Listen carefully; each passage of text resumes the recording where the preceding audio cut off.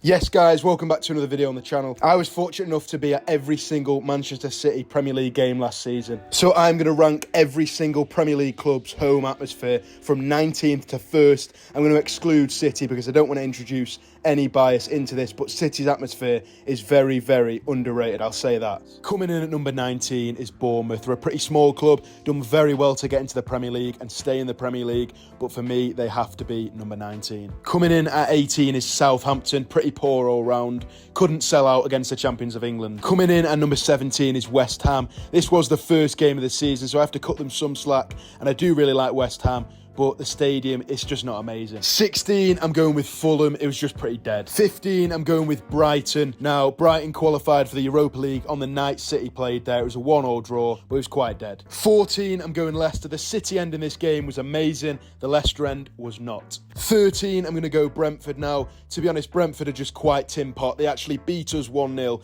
The soon-to-be treble winners were beaten by Brentford, and they didn't produce much noise at all. 12, I'm going to go Palace now. Normally, Palace have really impressed me with their atmosphere. They've got a great old-fashioned ground, but to be honest, they lost 1-0 towards the end, and the atmosphere just wasn't amazing. 11, I'm going to put Chelsea. They don't have that many songs, and they just smash the shit out of one piece of metal.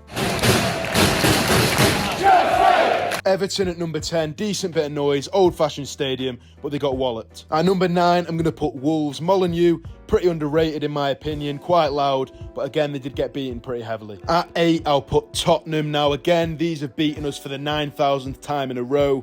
It's a good stadium, but it definitely could be louder. Number 7, Aston Villa. They were pretty loud in this game, a 1-1 draw. The whole end was bouncing, but other areas of the ground were a little bit flat. Number 6, we're going Man United. Now this was pretty loud, to be fair. Decent atmosphere. You beat us 2-1.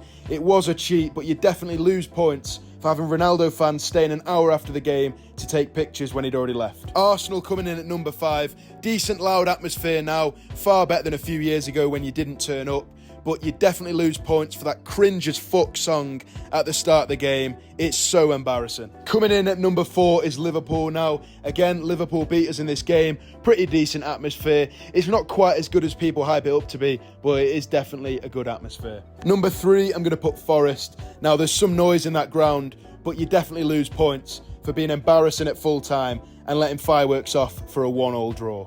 Number 2 is Newcastle. This was a 3-3 draw, one of the best games of the season, a great loud atmosphere, and yeah, St James's is one of the best. For me, coming in at number 1 is a team that won't be in the Premier League next season, Leeds United. Now, the tin roof really traps the noise in.